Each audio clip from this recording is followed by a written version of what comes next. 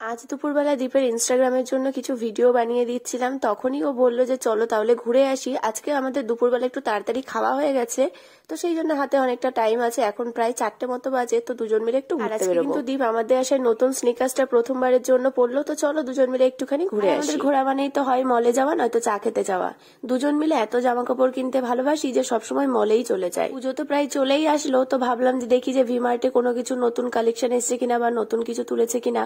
তো দীপকে আমি গিয়ে বললাম যে তুমি আজকে আমার জন্য যা যা চুজ করবে আমি সেইগুলোই ট্রায়াল দেবো। কিন্তু ওর যে চয়েস আমার সাথে কখনোই মিল খাটে না। দেখো এই পর্দার কাপড়ের মতো এই জামাগুলো আমাকে বলছে ভিমার্টে তেমন কোনো কালেকশন দেখলাম না, তখনই আমরা হুট করে ঠিক করলাম যে তাহলে চলো, হাতে যখন অনেকটা টাইম আছে তাহলে হাবড়ায় ভি2 আর জুডিও থেকে ঘুরে আসা যায়। সেই মতো আমরা চলে আসলাম স্টেশনে, টিকিট কেটে নিলাম। বাড়ি থেকে যেহেতু কোনো প্রিপারেশন নিয়ে বেরোনো হয়নি, তো সেহেতু দেখো আমি তো নর্মাল জামা কাপড় পরেই বেরিয়ে পড়েছি। ওখানে গিয়ে যেমন এসকেলেটরে উঠতে হবে আমি ভাবতেই পারি না। আমি সত্যি কথা বলতে প্রচন্ড পরিমাণে এই জিনিসটাকে ভয় পাই। তো চলো ট্রেনে উঠে পড়েছি। ট্রেনে প্রচন্ড পরিমাণে ভিড় হয়েছিল, যেহেতু জুডিও ওপেন হয়েছে, তারপর এখন তো সবাই শপিং করতে যাচ্ছে কলকাতাতে, তো ভীষণ ভিড় হয়েছিল। আজ যে কত বছর পর আমি ট্রেনে করে হাবড়াতে আসলাম তার কোনো ঠিক ঠিকানা নেই। সেই যখন কলেজে পড়তাম একবার বাণীপুর মেলায় আসার জন্য হাবড়াতে এসেছিলাম। প্রথমে আমরা উঠেছিলাম একটা ভ্যানে, যে ভ্যানটা যাচ্ছিল একদমই উল্টো দিকে, আমরা যেদিকে যাবো তার অপোজিট দিকে ভ্যানটা যাচ্ছিল। ভ্যানওয়ালা ভেবেছিল আমরা কলকাতার মার্টে বা বাজার কলকাতার দিকে যাবো, সেই জন্য উনি ওই দিকে নিয়ে যাচ্ছে, অথচ আমরা যাবো ভি2তে। উনি সেটা খেয়াল করে শোনেননি। তারপর বেশ খানিকটা দূর যাওয়ার পরে আমরা আবারও হেঁটে ফিরে এসে আবার একটা টোটো ধরলাম। হাবড়াতে এত পরিমাণে জ্যাম, অন্য টাইমেও তো ভীষণ জ্যাম থাকে, আর এখন তো তাতে আরো পুজো, আমাদের 10 মিনিটের রাস্তা, না হলে আধা ঘন্টা লেগেছে। বছরই ভাবি হাবড়ার ঠাকুর দেখতে যাবো, হাবড়া দুর্গাপুজো দেখতে যাবো, কিন্তু কোনো বছরই আমরা অনেকক্ষণ টোটোতে বসে থাকার পরে চলে এসেছি ভি2তে। কিন্তু তেমন একটা ভিড় ছিল না, কারণ যেহেতু সেদিনই জুডিও ওপেন হয়েছিল, তো সব লোকজন কিন্তু জুডিওতেই ছিল। ভি2তে ঢুকতেই তো প্রথমে মেন্স কালেকশন, আর সত্যি কথা বলতে ছেলেদের জামা কাপড়ের অনেক কালেকশন আছে। মেয়েদের জামা কাপড়ের কালেকশন আমার তেমন ভালো লাগেনি, তবে ছেলেদের অনেক অপশন আছে। এর তো কেনাকাটি হয়ে গেছে, তাও জামা কাপড় দেখলে নিজেকে কন্ট্রোল করতে পারে না। ওর এখানে একটা ব্ল্যাক প্যান্ট পছন্দ হয়েছিল, তো সেটাই দেখছিল। আর দেখো এই যে হচ্ছে মেয়েদের জামা কাপড়ের কালেকশন। ভেরি অনেস্ট, আমার না এখানে একটা জামা কাপড় পছন্দ হয়নি, সব যেন কেমন পুরোনো যুগের জামা কাপড়, কেমন ওল্ড ফ্যাশন টাইপের। এখানে গিয়ে আমার অনেকগুলো নাইট ড্রেস পছন্দ হয়েছিল। ঘরে যে টু পিস গুলো পরে গেঞ্জির সাথে লং প্যান্ট, ওইগুলো খুব সুন্দর, তবে ভীষণ দাম। প্রত্যেকটা জামা কাপড়ের আমার কাছে ভীষণ ওভার প্রাইস মনে হয়েছে।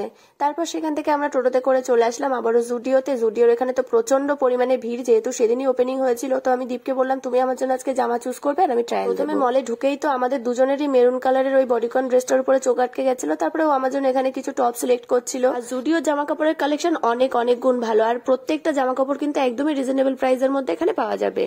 তো এখানে আমার জন্য আমি 5টা থেকে 6টা জামা কাপড় অলরেডি চুজ করে নিয়েছি, তো ওখান থেকে একটা স্টাফ আমাদের এই ব্যাগটা দিয়ে গেল। কালেকশন গুলো একদমই ইউনিক। আমরা অনলাইনে যেমন দেখি অনেক ধরনের কোরিয়ান টপ আছে, ট্যাঙ্ক টপ আছে, এরকম মিনি স্কার্ট আছে। এই স্কার্ট গুলো তো ভীষণ সুন্দর লাগে ট্যাঙ্ক টপের সাথে পরলে। ছোট কিউট ব্যাগ গুলো 99 এর মধ্যে আছে, আর সাথে ব্রেসলেট, গলার হার সবকিছুই কিন্তু তোমরা পেয়ে যাবে। ভিড়টা একবার দেখো, চারিদিকে কি প্রচন্ড পরিমাণে লোকজন, যে যার মতো শপিং করতে ব্যস্ত, কেউ কেউ ভিডিও করতে ব্যস্ত, আর আমি তো দুটোই করতে ব্যস্ত। যেহেতু আজকেই ওপেনিং হয়েছে, জামা কাপড় তেমন অর্গানাইজ করা নেই, তো দেখো এখানে স্তূপ মতো করা ছিল, তার মধ্যে থেকে সব টেনে টেনে জামা কাপড় বার করে করে ট্রায়াল দিচ্ছে। তো চলো উইমেন্স সেকশন তো অনেকক্ষণ ধরে ঘুরলাম, এবার মেন সেকশনে গিয়ে দেখা যায় কি কি আছে। এখানে ছেলেদের জামা কাপড়েরও কালেকশন অনেক সুন্দর। আমরা অনলাইনে যা যা কিনেছি, মানে দীপ অনলাইনে যা যা কিনেছে, প্রত্যেকটা জামা কাপড় এখানে এসেও দেখতে পেয়েছে। এখানেও তোমাদেরকে পরপর দেখাচ্ছে কিছু জামা কাপড় যেগুলোর ক্লিপ নিয়েছিল ইনস্টাগ্রামের জন্য, তার মধ্যে অনেকগুলোর পছন্দ হয়েছিল, তো সেগুলোও কিন্তু ট্রায়ালও দিয়েছিল। ব্ল্যাক টি শার্টটা দেন এই হোয়াইট টি শার্টটা এত পছন্দ হয়েছিল আমাদের দুজনেরই, কি বলবো। আর এখানে জিন্সের কাপড়গুলো ভীষণ সুন্দর, যাই দেখছি আমার এখানে এসে পছন্দ হয়ে যাচ্ছে। আর এই টি শার্টটা আমার ভীষণই পছন্দ হয়েছিল, তো এটাও ট্রায়াল দিয়ে দেখি। ট্রায়াল রুমে যে কি প্রচন্ড লাইন পড়েছিল, বাইরে দাঁড়িয়ে আছে 7-8 জন, ভেতরে ওরকম 4-5 জন অলরেডি দাঁড়িয়ে আছে। সেই জন্য আমি বললাম তুমি বাইরেই পরে ফেলো। ওটাও ট্রায়াল দেওয়া হয়ে গেল। বাইরে গিয়ে দেখি মেয়েদের লাইন তো আরো লম্বা। আমি 15 থেকে 20 মিনিট ট্রায়াল রুমের লাইনে দাঁড়িয়ে তারপরে ফাইনালি সুযোগ পেয়েছি ট্রায়াল দেওয়ার। রদ দেখা কলা বেচা দুটোই তো হয়ে গেল, এবার বাড়ির দিকে যেতে হবে। এখন প্রায় 8:30 মতো বাজে, আর আমাদের দুজনের কারোর ফোনেই চার্জ নেই। এই ভিডিওগুলো সব আমি করেছি ফোনে 1% চার্জ বেরিয়েছে সেই দুপুরবেলা। আস্তে আস্তে প্রচন্ড খিদে পেয়ে গেছিল, তো আমরা দুজন মিলে ওয়াইফাইতে ঢুকে পড়লাম, নিয়ে নিলাম 1 প্লেট চিকেন বিরিয়ানি। এই বিরিয়ানি 1 প্লেট শেষ করতে করতে আমাদের হালুয়া টাইট হয়ে গেছে। ব্যাস আজকে আমার ভিডিওটাই অবধি। ভিডিওটা যদি ভালো লাগে একটা লাইক করে দিও, আর কমেন্টে জানিও কেমন লাগলো। টাটা।